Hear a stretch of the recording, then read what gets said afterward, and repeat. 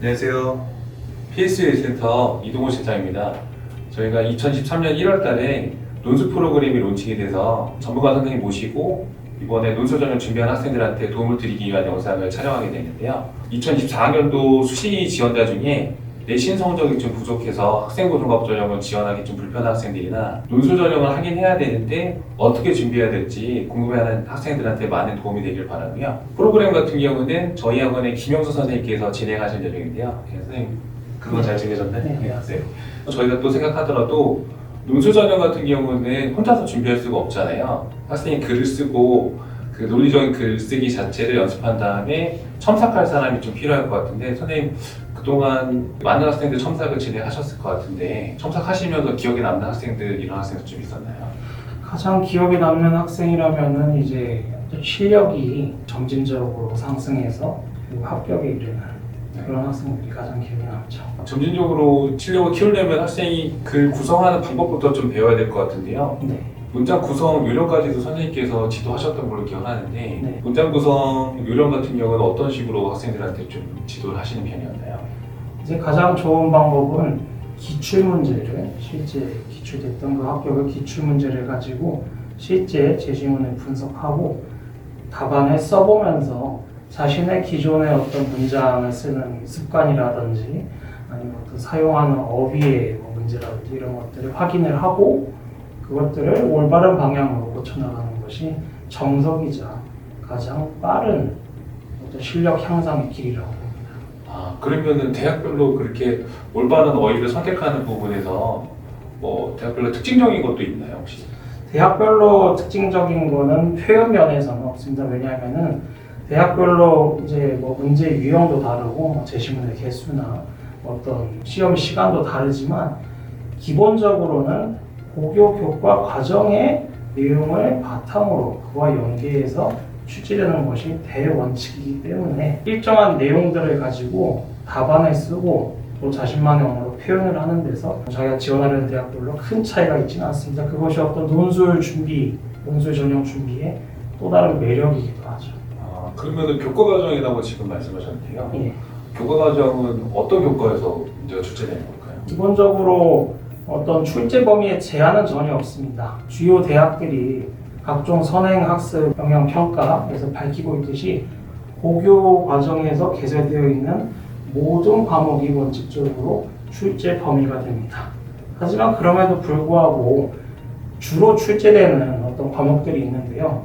가장 많이 출제되는 과목 세 가지를 꼽자면은 윤리와 사상, 생활과 윤리, 그리고 사회문화입니다. 그 외에 공통사회, 그리고 국어와 같이 어떤 선택 과목이 아닌 필수 공통 과목에서도 출제가 많이 되는 편이고요. 또 이제 문학 제시문이 나오는 예를 들어 중앙대 같은 학교들이 있는데 그런 학교들은 문학 교과서에서도 다수 제시문이 출제되고 있습니다. 저도 기본들은 알고 있었는데 선생님 말씀 들어보니까 오늘 잘 정리를 하고 저도 알 수 있을 것 같고요. 제가 또 선생님하고 같이 준비한 FAQ 형태로 해가지고 하나하나 좀 짚어보는 시간을 갖도록 하겠습니다. 첫 번째 학생들이 가장 빈번하게 질문하는 내용 중에 대입 논술의 평가 방식하고 반영 요소, 출제 유형은 어떻게 되는지 한번 정리를 부탁드릴게요. 예, 뭐 핵심 위주로 간단히 설명을 드리겠습니다. 이 논술 전형 같은 경우는 굉장히 학교별로 어떤 출제 스타일이나 또 시험 진행 방식들이 굉장히 다릅니다. 하지만 기본적으로는 복수의 제시문을 읽고 제한된 시간 안에 문제에서 묻는 바에 답하는 것이 논술 전형의 기본 틀인데요. 제시문 개수 같은 경우는 적게는 4개, 많게는 10개 정도까지 이제 출제가 되고 있고요. 또 이제 시간은 학교별로 짧게는 80분, 길게는 2시간이죠. 120분까지 2개에서 3개 정도의 문항에 대해서 답안을 쓰는 방식으로 출제가 됩니다. 또 제시문 같은 경우는 국문 제시문을 기본으로 하되 영문 제시문 그리고 도표와 그래프가 출제되는 학교들이 일부 있다는 점을 기억해 주시면 될 것 같습니다. 대학들은 지원자들이 작성한 답안을 바탕으로 그 지원자의 어떤 독해력과 논증력, 표현력 등을 평가하여 점수를 매기고 합격자를 결정하게 됩니다. 선생님 그러면은 지금 말씀하신 부분 들었을 때 제가 생각하기에는 독해력이 가장 중요할 것 같은데요. 네. 평소에 학생들이 독해력을 키울 수 있는 방법이 좀 있을까요? 모든 전형들이 고교 과정에 충실하도록 이제 출제가 되고 또 진행이 되는 것이 대입의 대원칙이기 때문에 이 논술 전형에서의 독해력, 그러니까 제시문을 올바른 방향으로 읽고 문제 의도에 맞게 답하는 그리고 독해력이라고 정의를 내린다면 이 독해력을 키우기 위해 가장 좋은 방법은 역시 주로 국어와 사탐 과목이 되겠죠. 인문 논술 같은 경우는 과목들에 충실하게 공부를 하면서 평소에 어떤 독서, 꾸준한 독서를 통해서 자신이 어떤 그 주어진 글의 정보를 정확하게 이해하고 그것을 자신만의 생각으로 이렇게 구성해 나갈 수 있는 그런 연습이 평소에 필요하겠죠.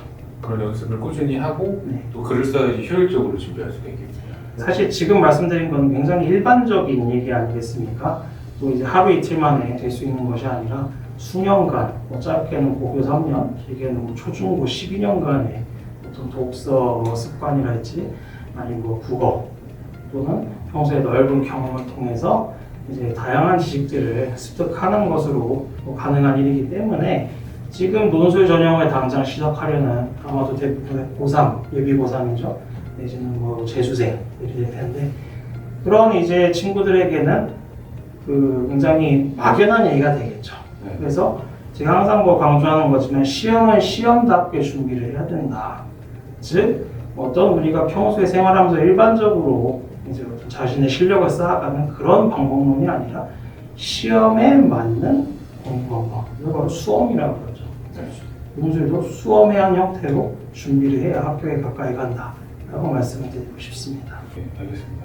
그래서 그 두 번째로 많이 질문하시는 내용이 논술 전형은 과연 어떤 학생들이 준비를 해야 되는지 네. 하면 좋은지 그리고 부모님들이 가장 또 궁금하시는 게 합격생들의 내신 분포도라든가 네. 현역인 학생들도 있지만 재수하는 학생들이 있는 여부 그리고 수능 모의고사가 대부분 수능 최저가 있을 건데 수능 모의고사 점수와의 함수 관계 이런 내용도 좀 종합해서 말씀 좀 부탁드릴게요. 예, 사실 오늘 이제 드릴 말씀의 가장 핵심이 이 부분인데요. 내가 논술 전형을 준비하려고 진입하는 것이 과연 효율적이냐, 옳은 선택이냐를 결정하는 이제 내용이 될 것입니다. 논술 전형은 이제 뭐 한두 달의 준비만으로 쉽게 준비할 수 있는 전형이 아니기 때문에 내신 공부, 학기 중에 내신 공부, 또 방학과 학기 중에 수능 공부가 병행해서 진행해야 되는 그런 상황이 놓여 있습니다.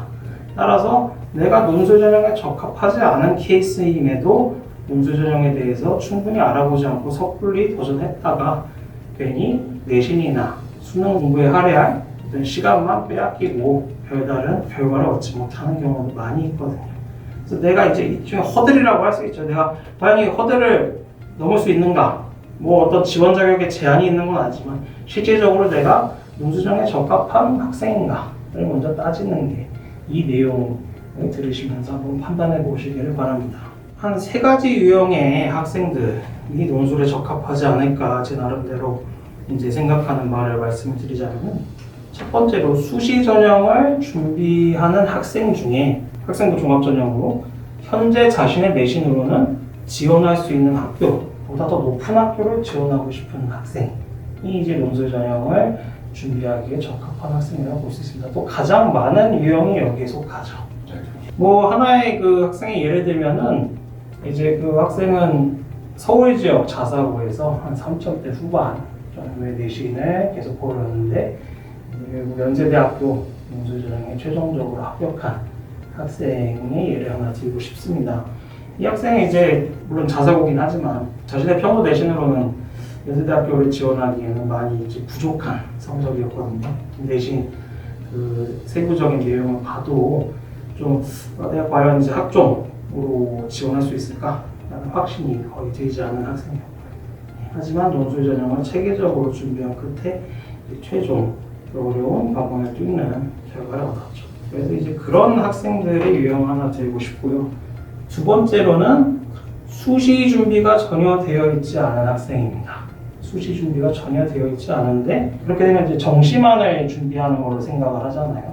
네. 정시의 그 3번의 기회 외에 더 어떤 대입에서의 지원의 기회를 늘리고 싶은 학생이 속할 것입니다. 주로 재수생들이 여기에 많이 아마 포함이 될 거예요. 왜냐하면 재수생들은 예년에 수시를 탈락해서 1년에 더 공부해야 되는 학생들이거나 또는 예년에 정시만을 바라봤다가 다시 이제 공부를 하는 학생들인데 보통 이런 학생들은 내신도 좀 준비가 안 돼 있고 비교과 활동, 이제 학생 종합전형에서 요구하는 비교과 활동도 거의 준비가 안 돼 있거든요. 그래서 이제 이런 학생들이 정시 준비를 열심히 하면서 대부분의 학교들이 요구하고 있는 수능 최저를 충족시키는 것으로 이제 정시 준비를 열심히 하면서 동시에 수시 6장의 카드를 논술, 그러니까 6논술이라고 하죠, 소위.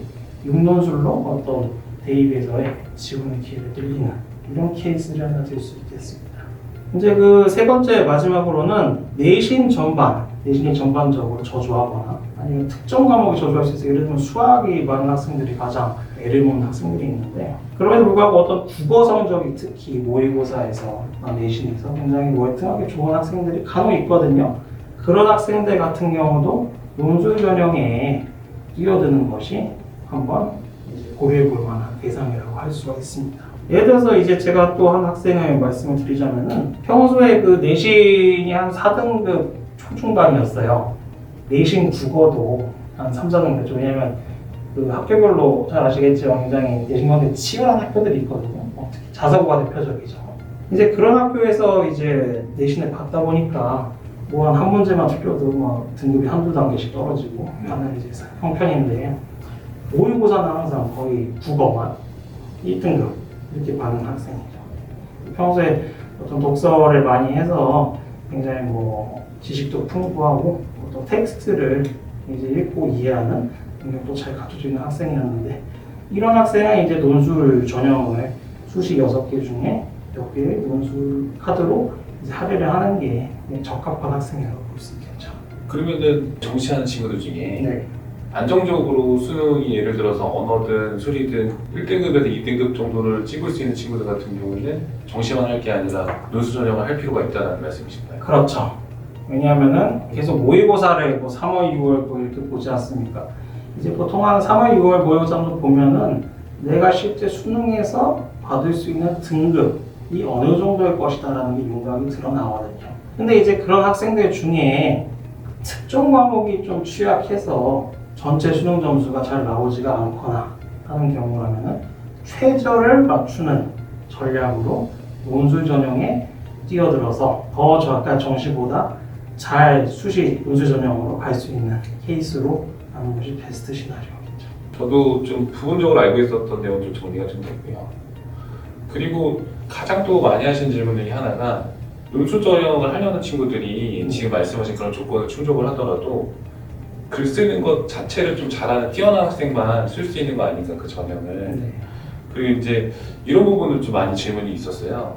아, 나는 시험장에서 글 잘 썼는데 실제 대입 결과가 안 나와서 논술 전형이 이게 사실 로또다 그렇죠. 라는 의견도 있었거든요. 이런 부분에 대해서 어떻게 생각하시나요? 이제 또 가장 좀 궁금해하시는 부분 중에 하나일 텐데 일단 여기서 글쓰기 실력이라는 게 무엇인지 여기서 먼저 얘기를 하고 넘어가는 게 순서일 것 같아요. 네. 우리가 글쓰기라고 하면 굉장히 뭐 어떤 자신의 생각을 굉장히 유려한 문체로 표현을 한다거나 작문 실력이 뛰어나다거나 남들을 감동시키는 그런 글을 쓰는 능력만이 떠올리는데 이제 아까 뭐 초반에도 말씀드렸듯이 이 논술 전형은 시험입니다.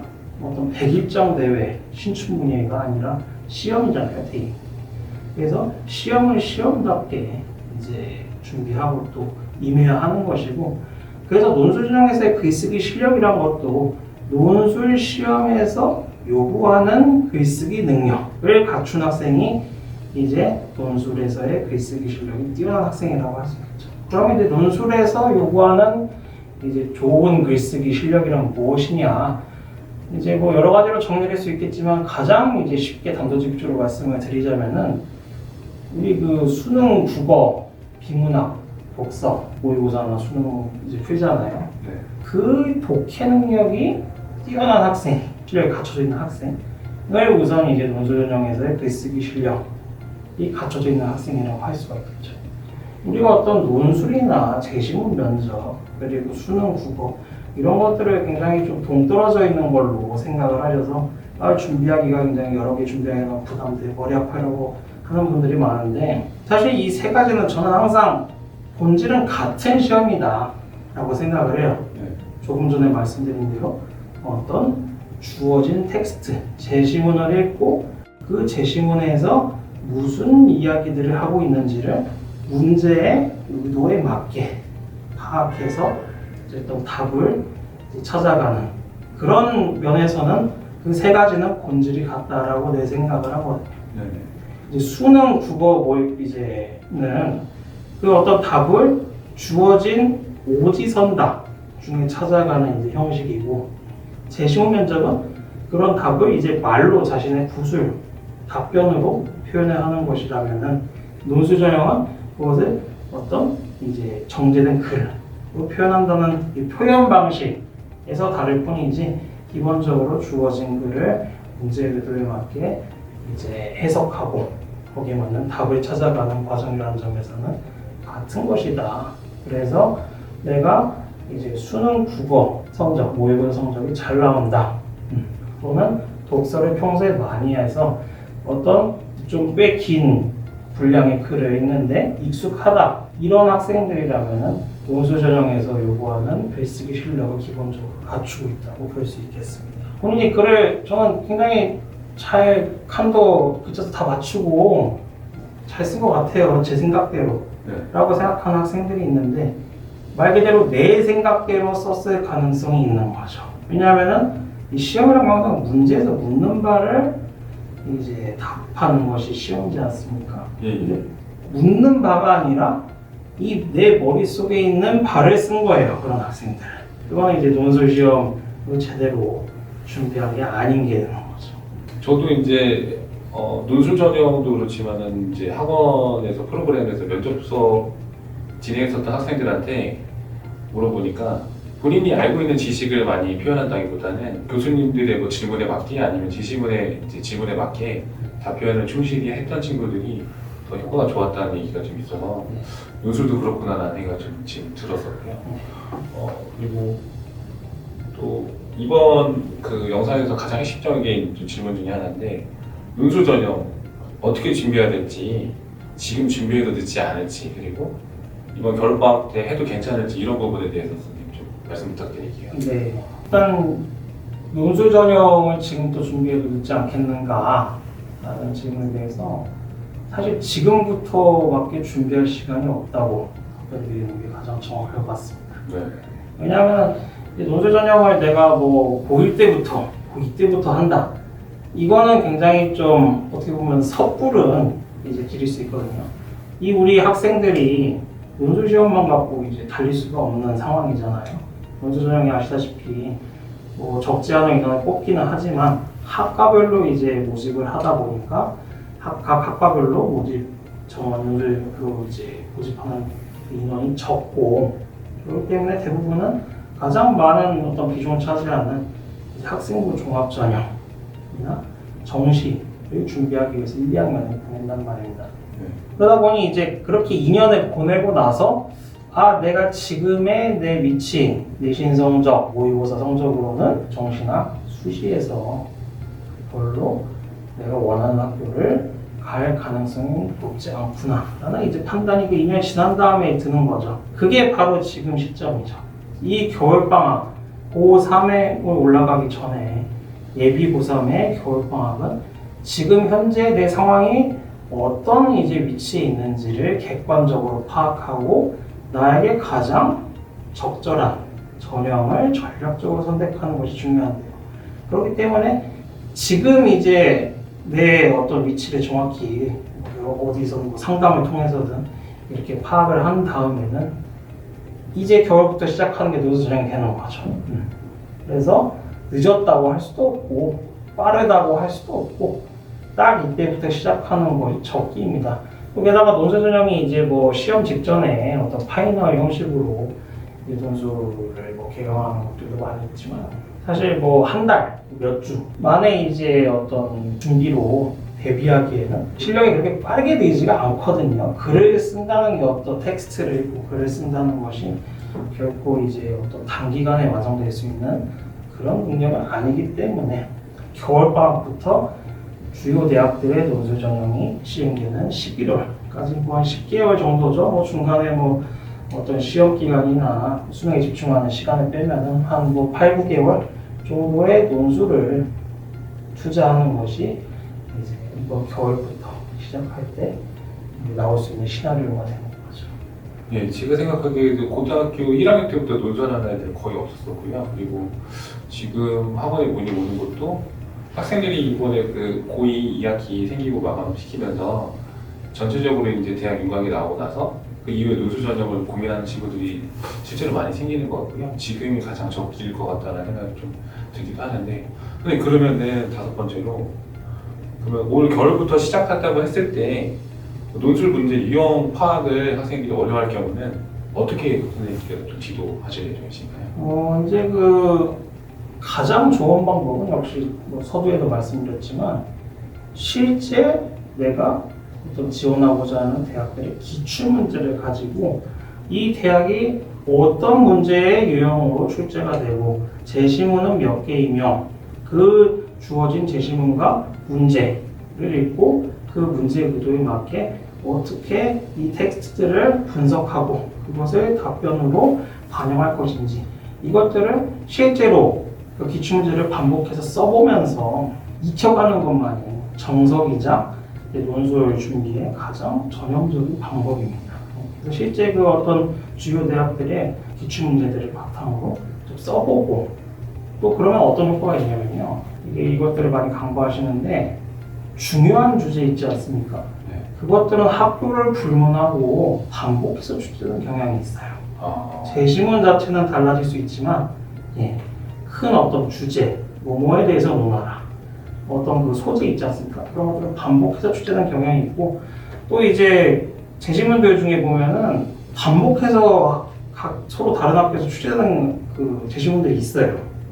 특히 어떤 문학 제시문 같은 경우가 상당히 그런 경우가 많은데 그 이유는 왜 그러냐면 제가 보기에는 아까 제가 말씀드렸던 것처럼 고교 과정에서 출제하는 걸 원칙으로 삼는다고 하지 않았습니까? 예.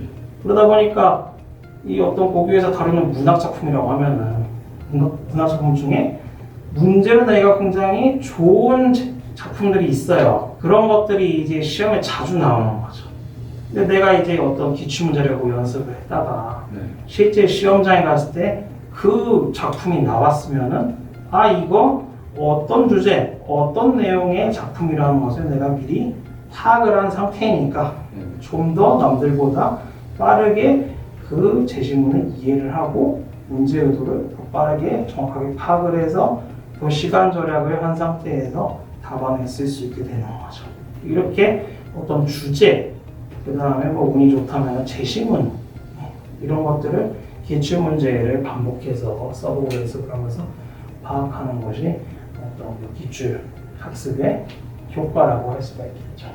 이렇게 선생님께서 지도하시면서 김영 선생님께서 또 하실 수 있는 부분이 학생들이 이제 논술을 쓰면서 본인들이 갖고 있는 생기부라든가 그리고 내신 성적 분포해가지고 대학별로 전형 방법이 지금 보시는 것처럼 차이가 있을 수가 있습니다. 그래서 그 학생들이 수업을 들으면서 어떤 대학을 이제 지원하면 좋을지 이런 부분에 대해서도 이제 선생님께서 지도하시면서 유형에 맞춰가지고 선생님께서 지도하실 예정이시니까 진짜 많이 도움이 되실 것 같고요.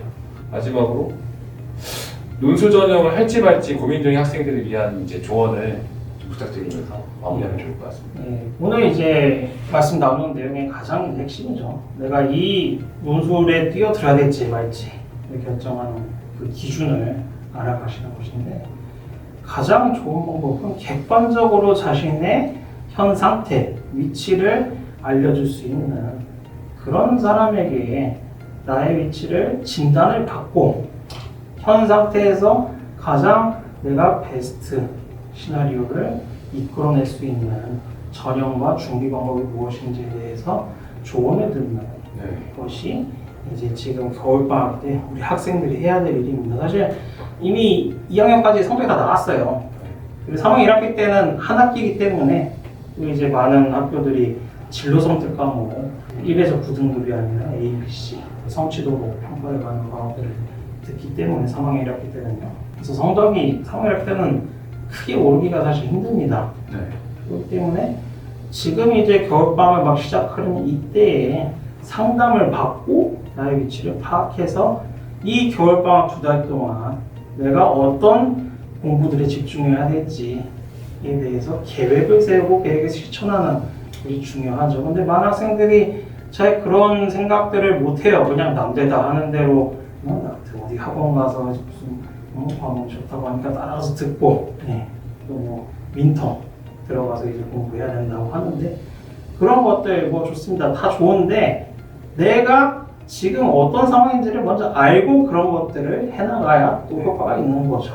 내가 지금 수학이 더 채워지면은 또 학교를 높일 수 있는데 그렇다면 이 2달 동안 수학을 어느 정도 올릴 수 있는가 이런 것들도 뭐 한번 진단을 받아봐야 되고 내 희망 대학은 이 정도에 있는데 지금 성적으로는 이 정도 수준이다. 그래서 이 간극을 메울 방법이 없다라고 하면은 좀 어떤 전략을 다르게 세워야죠. 뭐 수시를 계속 준비하는 것을 이제 멈추고 논술과 정시 또 이제 트는 것이 좋을지 그런 것들을 이제 이번 겨울방학에 진입하는 단계에서부터 여러분이 확정을 짓고 겨울방학이라는 소중한 2달 여방의 시간을 이제 짜임새 있게 보내기를 권하고 싶습니다. 네. 그래서 오늘 논술전형에 대해서 많은 부분을 알아봤는데요. 선생님께서 지금 말씀해 주신 대로 올바른 전략을 가지고 이번 겨울방학을 잘 보내는 게 굉장히 중요할 것 같습니다. 그래서 오늘 되게 어려운 주제였는데 선생님께서 많은 도움 주셔서 너무 감사드리고요. 오늘 수고 많이 하셨습니다. 저희는 다음 시간에도 더 나은 컨텐츠 수험생들한테 도움을 드릴 수 있는 내용을 가지고 또 찾아뵙도록 하겠습니다.